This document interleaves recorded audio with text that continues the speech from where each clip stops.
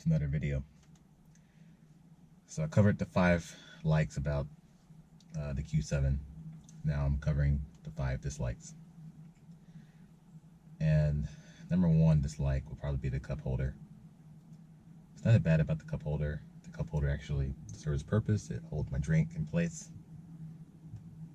I'm not sure it's much of a complaint, but just where it's placed.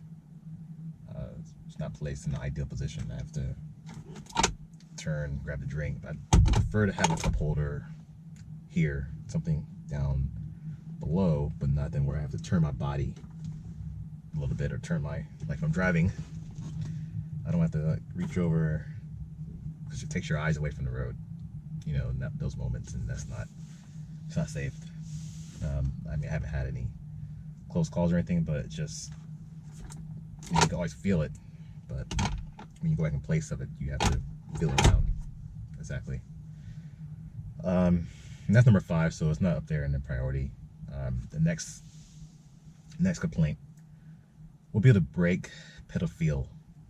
It just feels like, you know, this car has really good brakes, and they are Brembos. Is to feel the brake pedal, and I thought maybe it was just my car specifically, but I've driven other Q7s and I've experienced the same thing. It's really soft. It takes a lot of, as you're braking, you notice your foot is actually progressively going down further and further and further. I just prefer less travel, and that could be the driving enthusiast out of me, but I think it's travel is excessive. My next thing would be the sunglass holder. I'm not sure how or what the designers were thinking with the sunglass holder. I cannot put any sunglass. I've even tried my eyeglasses, and I cannot even fit them inside of this holder. So I'm not sure what they were thinking with this. Maybe it was just an afterthought. They said, hey, let's throw in a sunglass holder. But this is pointless.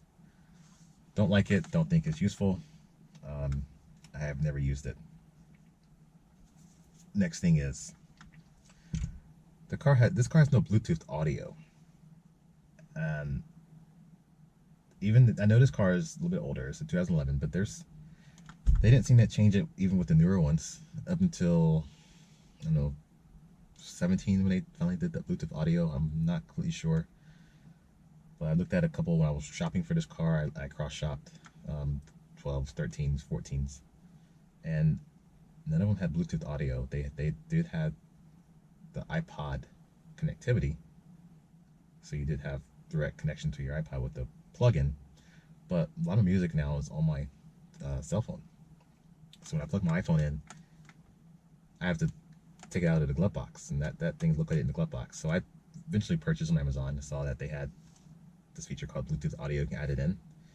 It's called a Bovie from Tune to Air, and I plug it in to the same place where the iPod used to connect to, and I have instant media on my MMI, which is their multimedia interface. But I have instant Bluetooth streaming, and that solved that problem. But just thought maybe they should have something more OEM.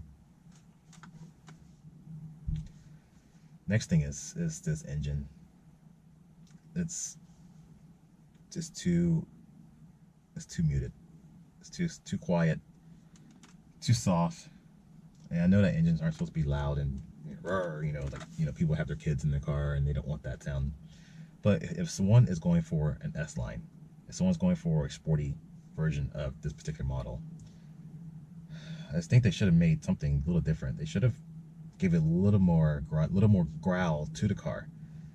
Lexus is finally doing that. They are doing that for, if you get their S Sport models, they actually have a sound enhancer on their intake. So when you're cruising along normal, it's quiet, and then if you step on it, you do get that growl. And I think the engine sound makes cars a little bit more enjoyable to drive. It gives that fun factor.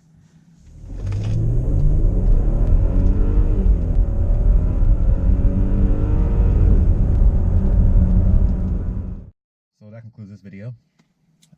If you like it, please be sure to give it a thumbs up and subscribe. You know, I'm gonna try to keep these going. I do these videos on my off time. I do have a full-time job, but during my off time, I try to keep these videos going. So, keep up for the next ones. Thank you.